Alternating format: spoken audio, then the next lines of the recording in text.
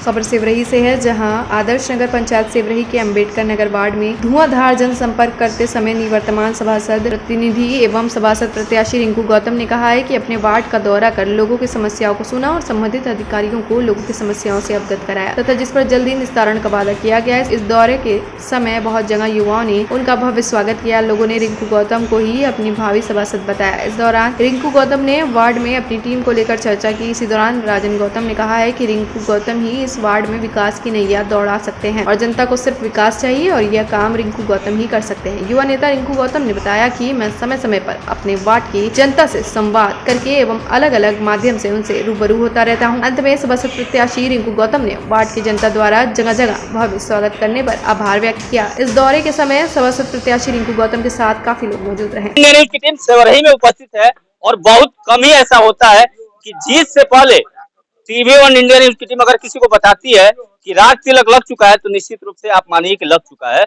और ऐसा आप अगर श्रोता है तो देखते भी होंगे। और आप देख सकते हैं कि इतनी बड़ी भीड़ एक सभासद प्रत्याशी के लिए, और जो जीता हुआ सभासद प्रत्याशी है उसके बाद भी इतनी बड़ी भीड़ तो मायने रखती है भाई साहब। और उसके बाद भी सभासद के साथ और योगी और मोदी के जयकारे लग रहे हैं तो निश्चित रूप से राष्ट्रवाद के सभी समर्थक घूम रहे हैं। और मैं आपको बताऊं, जो मेन बात है, यह सीट आरक्षित नहीं है। उसके बाद एससी का प्रत्याशी यहाँ से सभासद के चुनाव में है और चुनाव में ही नहीं है, वो चुनाव जीत भी चुके हैं और लगातार उनकी जीत अभिजीत मानी जाती है। तो इतनी ज्यादा पकड़ जो डॉक्टर भीमराव अंबेडकर का सपना है शायद साकार होता दिख रहा है। कल अंबेडकर जयंती भी है। एक सेकंड, कल अंबेडकर जयंती भी है सर, क्या कुछ कहना चाहेंगे? योगी और मोदी ने तो कह दिया कि अंबेडकर जयंती ऐसी मननी चाहिए कि पूरे विश्व में मिसाल जाए कि अंबेडकर जी का जयंती कैसे मनाया जाता है। आचार संहिता लगा है, हम सभी मोहल्ले वासी डॉक्टर भीमराव अंबेडकर की जयंती को बिना शोर शराबा के मनाएंगे जी। तो इतना ज्यादा प्यार आपको कैसे मिल रहा है? आप तो पूर्व में भी जीते हुए थे और जो जीता होता है उसके पीछे लोग नेगेटिव रहते हैं, सकारात्मक सोच नहीं रहती है। सब मेरे छोटे भाइयों का आशीर्वाद है। बहुत प्यार है हमारे, हम तो लोग की तरफ से बहुत भैया का बहुत प्यार है। हम लोग का पूरा सपोर्ट है, ये है कि बहुत बढ़िया उनको सपोर्ट दिया जाएगा और आगे बढ़ाया जाएगा। क्या नाम है सर? मेरा नाम राजन कुमार गौतम है। 5 साल बहुत अच्छा काम किए हैं, इनके जैसा कोई पिछली कार्यकाल में कुछ कोई नहीं किया है, इसीलिए हम लोग इनसे प्यार करते हैं, सपोर्ट है उनको पूरा घर परिवार से बढ़िया है। देश आजाद तो 1950 में ही हो गया था, 1950 नहीं 1947 में हो गया था। और सही मायने में देखे तो जब बंगाल का बंटवारा हुआ था 1942 में हो गया था। उसके बाद एक कर रहे हैं साहब, राजन गौतम नाम बताए अपना, क्या नाम बताए भैया? राजन कुमार गौतम। कि उसके बाद कभी विकास नहीं हो पाया था। रिंकू भैया जैसे ही सभासद का सीट संभाले और विकास की ऐसी लहर चली कि पूरे इस नगर का विकास हो गया साहब।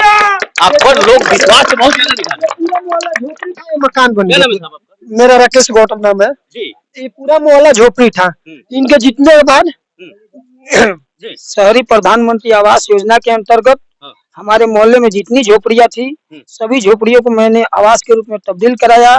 शौचालय भी दिलवाया, लगभग 180 शौचालय दिलवाया, 160 शहरी आवास का लाभ दिलवाया।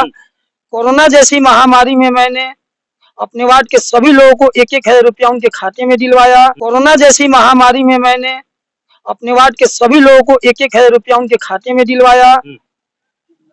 लेकिन यहाँ सीटें तो 17 है, लेकिन जीत आपकी पक्की मानी जा रही है। तो और क्या आपके अंदर ऐसा कला है? मैं चुनाव जीतने के बाद सबसे पहले मेरा काम डॉक्टर भीमराव अंबेडकर की प्रतिमा को लगवाया। अपने वार्ड में मैं सामुदायिक शौचालय की व्यवस्था कराया। मलिन बस्ती में है जो कि बाबूलाल डोम के घर से 10 मीटर आगे बनी है।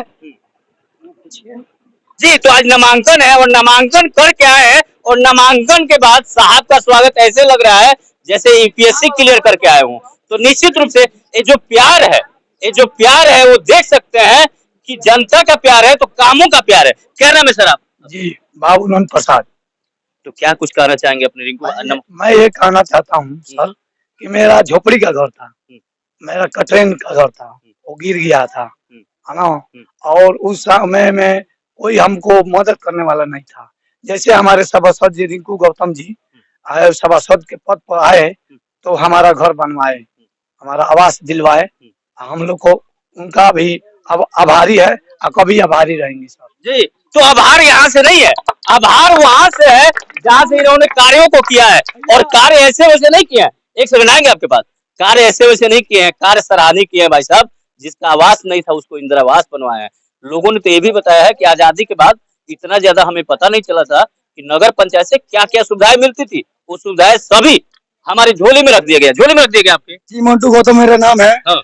10 साल के अंदर में कुछ नहीं देखा था। 5 साल के अंदर मैं ये देख रहा हूँ, रोड, आवास, मेरा भी घर, मेरा झोपड़ी घर था। मैं 5 साल के अंदर मेरा सब कुछ हो चुका है, शौचालय, आवास सब कुछ मिल चुका है, हर चीज में सुविधा मिल चुका है। लेकिन 10 साल पहले मैं कुछ नहीं देखा था। ठीक है, इसके आगे में जो भी सुविधा होता है, आगे अगर जीतेंगे तो और कुछ करेंगे, इसके ऊपर निर्भर है कि सब कुछ पूछ सकते हैं आप। जिंदाबाद जिंदाबाद जिंदाबाद, भैया जिंदाबाद जिंदाबाद जिंदाबाद। तो हम ये कहना चाहेंगे जो भी हमारे भाई और बंधु हैं, मेरा नाम अंशु राव है। सर प्यार तो आपको बहुत मिल रहा है, जनता को कहीं ना कहीं आपको आभार व्यक्त करना चाहिए। और टीवी और इंडिया न्यूज की टीम ने ये बता दिया तो आपको मिठाई आज ही बांट देना चाहिए। आप जीत चुके हैं। सब माता रानी की कृपा है, भोलेनाथ का आशीर्वाद है। नहीं, आपका काम भी है, आपका काम बोला है। कर्म और कर्तव्य तो मेरा है ही, हाँ। और बाबा साहब की कृपा है। तो अगले कार्यकाल में क्या क्या काम होगा साहब? प्रस्ताव तो यही है मेरा कि चुनाव जीतने के बाद मेरे वार्ड में सामुदायिक भवन नहीं है, जगह मैंने चयनित कर लिया है। चुनाव जीतने के बाद मैं विवाह भवन बनवाऊंगा। चुनाव जीतने के बाद मैं विवाह भवन बनवाऊंगा, जिससे कि मेरे वार्ड के गरीब लोगों का सगाई हो, शादी का कोई छोटा मोटा फंक्शन हो और शादी हो। बिल्कुल, बहुत खुशी होती है जब भीमराव अंबेडकर के सपनों को कोई साकार करने वाला सभासद यहाँ तक आता है और दूसरे जाति के लोगों के बहन बेटियों के विवाह के बारे में भी सोचता है, तो निश्चित रूप से इतनी खुशी होती है। और जो जयकारा है ना भाई साहब, इनके कामों का देन है। और एक काम तो ऐसे किए हैं, आप देख रहे टीवी इंडिया न्यूज। सेवरही से विकास तिवारी की रिपोर्ट, TV1 इंडिया न्यूज। अगर आपको हमारी ये खबर पसंद आई तो वीडियो को लाइक करें, शेयर करें, साथ ही साथ हमारे चैनल को सब्सक्राइब करना ना भूलें। धन्यवाद।